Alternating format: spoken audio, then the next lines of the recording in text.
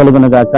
దేవుడు ఈ దినము దేవుడు మనతో మాట్లాడుతున్న మాటలను బట్టి దేవుడికి కృతజ్ఞతాస్తుతులు చెల్లిస్తూ దేవుడి యొక్క మాటలను మనము ఈ దినము ఇర్మియా గ్రంథములో నుండి 33వ అధ్యాయము 3వ వచనంలో, నువ్వు నాకు మొరపెట్టుము, నేను నీకు ఉత్తరమిస్తాను, నువ్వు గ్రహింపలేని గూఢమైన సంగతులను నేను నీకు బయలుపరుస్తాను. నిజమే దేవుని పిల్లలారా, మనము మొరపెట్టినప్పుడు దేవుడు ఖచ్చితంగా గూఢమైన సంగతులను మనకు బయలుపరిచేవాడై ఉన్నాడు. నువ్వు మొరనగా కన్నీళ్లు విడిచి దేవునికి ప్రార్థన చేయడమే. నువ్వు కన్నీళ్లు కాచి ఎప్పుడైతే ప్రభువును అడుగుతావో, మొరపెడతావో, నీకు తెలియని విషయాలు, గూఢమైన విషయాలు దేవుడు బయలుపరచడానికి ఆయన ఇష్టపడుతున్నాడు. ప్రియులారా, ఒక పాపాత్మురాలు స్త్రీ యేసుక్రీస్తు ఒక పరిచయ ఇంట్లోకి భోజనానికి కూర్చున్నప్పుడు ఆయన దగ్గరికి వచ్చి ఆమె కన్నీళ్లతో ఆయన యొక్క పాదాల మీద కార్చినప్పుడు, ఆ యొక్క పాదాల మీద కార్చిన కన్నీళ్లు ఆమె ఏమీ చెప్పలేదు, కానీ ఆ కన్నీళ్లు జవాబు చెప్పా యేసుక్రీస్తు. ఆ కన్నీళ్ళని బట్టి దేవుడు అర్థం చేసుకున్నాడు.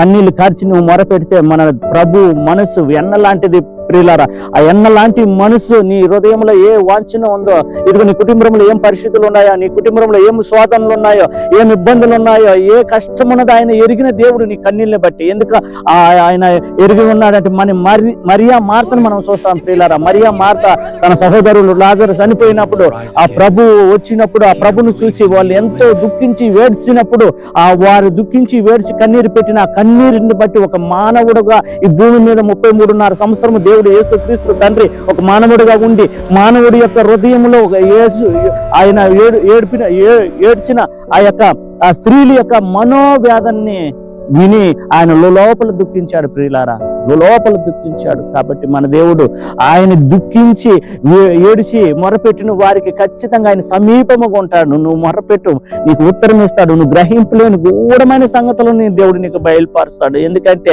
నువ్వు విసర్జించిన దాన్ని బట్టి, దూషించిన దాన్ని బట్టి నీ మార్గము ఎవరు దాటిపోలేదు, కానీ నేను శాశ్వత సౌభాగ్యసేమకు చేసి తరతరములకు దేవుడు సంతోషకరంగా చేయనున్నాడు. ప్రియులారా, కాబట్టి నువ్వు కన్నీళ్లు కార్చి మొరపెడితే దేవుడు ఆలకిస్తాడు. నీ మొరని దేవుడు వింటాడు. నీ హృదయంలో ఉన్న ప్రతి భారమును నువ్వు ఆయనకు అప్పచెప్పు. నువ్వు కన్నీళ్లు కార్చి దేవుడి దగ్గర ప్రార్థన చేయి. నువ్వు తల్లిదండ్రుల దగ్గర అడగొచ్చు, నువ్వు బంధుమిత్రుల దగ్గర అడగొచ్చు, నీవు ఎవరెవరి దగ్గర నువ్వు అడగొచ్చు, కానీ వారెవరు నీ బాధలను అక్కర్లను తీర్చలేరు. కానీ ప్రభు అయిన యేసుక్రీస్తు తండ్రి నీ బాధలను ఎరిగిన వాడు, నిన్ను ఎన్నుకున్న వాడు, నిన్ను సృష్టించిన వాడు, నిన్ను వేరుపరుచుకున్న వాడు, నిన్ను పిలిచిన వాడు గొప్ప దేవుడు, నమ్మదగిన దేవుడు. ఆయన నమ్ము, విశ్వసించి ఆయనకు మొరపెట్టు, నువ్వు మోకరించి మొరపెట్టు.